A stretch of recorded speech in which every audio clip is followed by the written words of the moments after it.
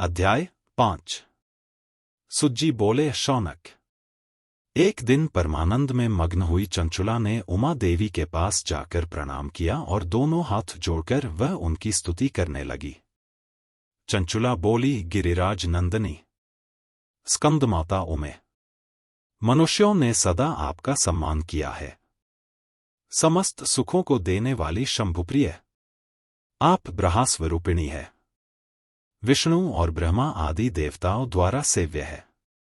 आप ही सगुणा और निर्गुणा है तथा आप आनंद स्वरूपिणी आगा प्रकृति है।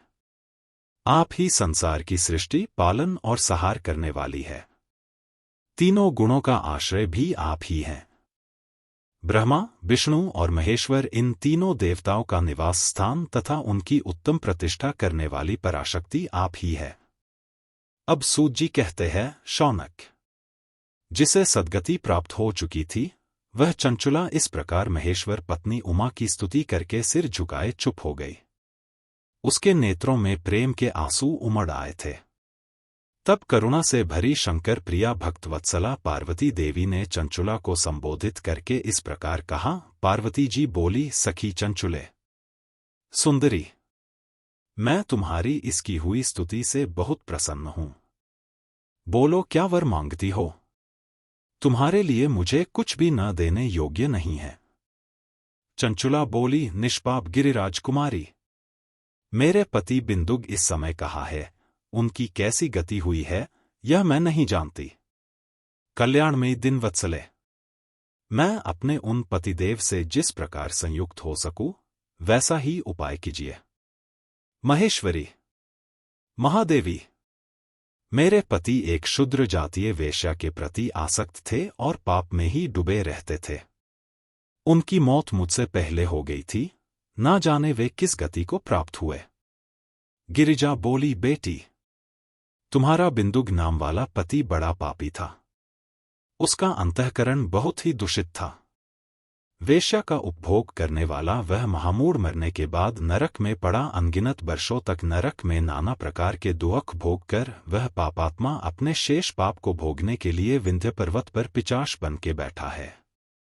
इस समय वह पिशाच अवस्था में है और नाना प्रकार के क्लेश उठा रहा है। वह दुष्ट वही वायु पीकर रहता और वही सदा सब प्रकार कष्ट सहता है। अब सूत जी कहते हैं, शौनक, गौरी देवी की यह बात सुनकर उत्तम व्रत का पालन करने वाली चंचुला पति के महान दुख से दुखी हो गई। फिर मन को स्थिर करके उस ब्राह्मण पत्नी ने व्यथित हृदय से महेश्वरी को प्रणाम करके पुनः पूछा। चंचुला बोली, महेश्वरी महादेवी, मुझ पर कृपा कीजिए और दूषित कर्म करने वाले मेरे उस दुष्ट पति का अब उद्धार कर दीजिए। देवी, कुत्सित बुद्धि वाले मेरे उस पापात्मा पति को किस उपाय से उत्तम गति प्राप्त हो सकती है, यह शीघ्र बताइए। आपको नमस्कार है। पार्वती जी ने कहा, तुम्हारा पति अगर शिव पुराण की पुण्यमय उत्तम कथा सुने तो सारी दुर्गति को पार करके उत्तम गति का भागी हो सकता है। अमृत के समान मधुर अक्षरों से युक्त गौरी देवी का वह वचन आदरपूर्वक सुनकर चंचुला ने हाथ जोड़ मस्तक झुकाकर उन्हें बारंबार प्रणाम किया और अपने पति के समस्त पापों की शुद्धि तथा उत्तम गति की प्राप्ति के लिए पार्वती देवी से यह प्रार्थना की कि मेरे पति को शिव पुराण सुनाने की व्यवस्था होनी चाहिए। उस ब्राह्मण पत्नी के बारंबार प्रार्थना करने पर शिवप्रिया गौरी देवी को बड़ी दया आ गई। उन भक्तवत्सला महेश्वरी गिरिराज कुमारी ने भगवान शिव की उत्तम कीर्ति का गान करने वाले गंधर्वराज तुम्बरु को बुलाकर उनसे प्रसन्नता पूर्वक इस प्रकार कहा, तुम्बरो, तुम्हारी भगवान शिव में प्रीति है। तुम मेरे मन की बातों को जानकर मेरे अभिष्ट कार्यों को सिद्ध करने वाले हो। इसलिए मैं तुमसे एक बात कहती हूं, तुम्हारा कल्याण हो। तुम मेरी इस सखी के साथ शीघ्र ही विंध्य पर्वत पर जाओ। वहां एक महाघोर और भयंकर पिशाच रहता है। उसका वृतांत तुम आरंभ से ही सुनो। मैं तुमसे प्रसन्नतापूर्वक सब कुछ बताती हूं। पूर्व जन्म में वह पिशाच बिंदुग नामक ब्राह्मण था। मेरी इस सखी चंचुला का पति था, परंतु वह दुष्ट वेश्यागामी हो गया। स्नान, संध्या आदि नित्य कर्म छोड़कर अपवित्र रहने लगा। क्रोध के कारण उसकी बुद्धि पर मूढ़ता छा गई थी वह कर्तव्य में विवेक नहीं कर पाता था। अभक्ष्य भक्षण, सज्जनों से द्वेष और दूषित वस्तुओं का दान लेना, यही उसका स्वाभाविक कर्म बन गया था। वह अस्त्र शस्त्र लेकर हिंसा करता, बाएं हाथ से खाता, दीनों को सताता और क्रूरतापूर्वक पराए घरों में आग लगा देता था। चांडालों से प्रेम करता और प्रतिदिन वेश्या के संपर्क में रहता था। बड़ा दुष्ट था। वह पापी अपनी पत्नी का परित्याग करके दुष्टों के संग में ही आनंद मानता था। वह मृत्यु पर्यंत दुराचार में ही फंसा रहा। फिर अंतकाल आने पर उसकी मौत हो गई। वह पापियों के भोगस्थान घोर यमपुर में गया और वहां बहुत से नरकों का उपभोग करके वह दुष्टात्मा जीव इस समय विंध्य पर्वत पर पिशाच बना हुआ है। वही वह दुष्ट पापों का फल भोग रहा है। तुम उसके आगे यत्नपूर्वक शिवपुराण की उस दिव्य कथा का प्रवचन करो जो परम पुण्यमयी तथा समस्त पापों का नाश करने वाली है। शिव पुराण की कथा का श्रवण सबसे उत्कृष्ट पुण्य कर्म है। उससे उसका हृदय शीघ्र ही समस्त पापों से शुद्ध हो जाएगा और वह प्रत्योनि का परित्याग कर देगा। उस दुर्गति से मुक्त होने पर बिंदुक नामक पिशाच को मेरी आज्ञा से विमान पर बैठाकर तुम भगवान शिव के समीप ले आओ। अब सूत जी कहते हैं, शौनक, महेश्वरी उमा के इस प्रकार आदेश देने पर गंधर्वराज तुम्बरु मन ही मन बड़े प्रसन्न हुए। उन्होंने अपने भाग्य की सराहना की। तत्पश्चात उस पिशाच की सती साध्वी पत्नी चंचुला के साथ विमान पर बैठकर नारद के प्रिय मित्र तुम्बुरु वेगपूर्वक विंध्याचल पर्वत पर गए, जहां वह पिशाच रहता था। वहां उन्होंने उस पिशाच को देखा। उसका शरीर विशाल था, थोड़ी बड़ी थी। वह कभी हंसता, कभी रोता, कभी उछलता था। उसकी आकृति बड़ी विकराल थी।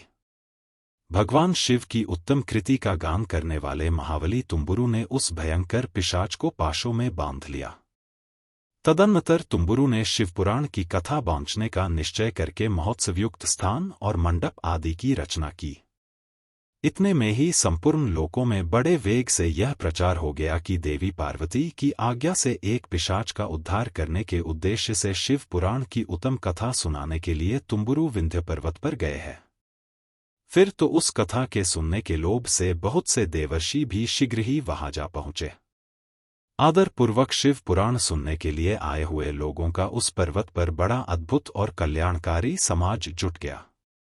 फिर तुम्बुरु ने उस पिशाच को पासों में बांधकर आसन पर बिठाया और हाथ में वीणा लेकर गौरीपति की कथा का आरंभ किया।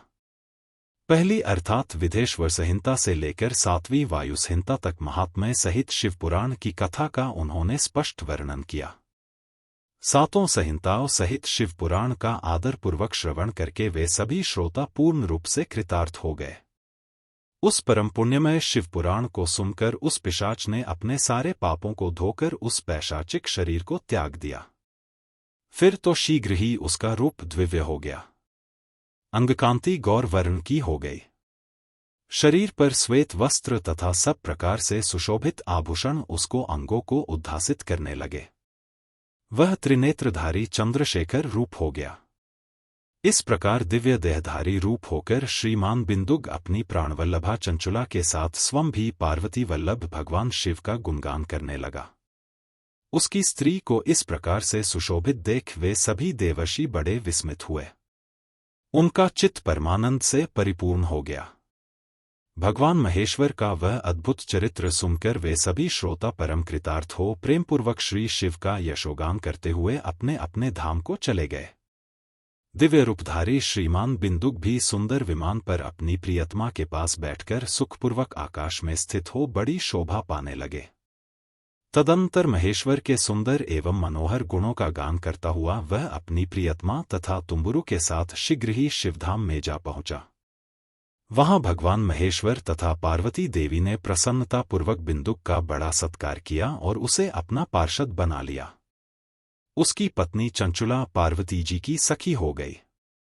उस घनीभूत ज्योति स्वरूप परमानंदमय सनातन धाम में अविचल निवास पाकर वे दोनों दंपति परम सुखी हो गए।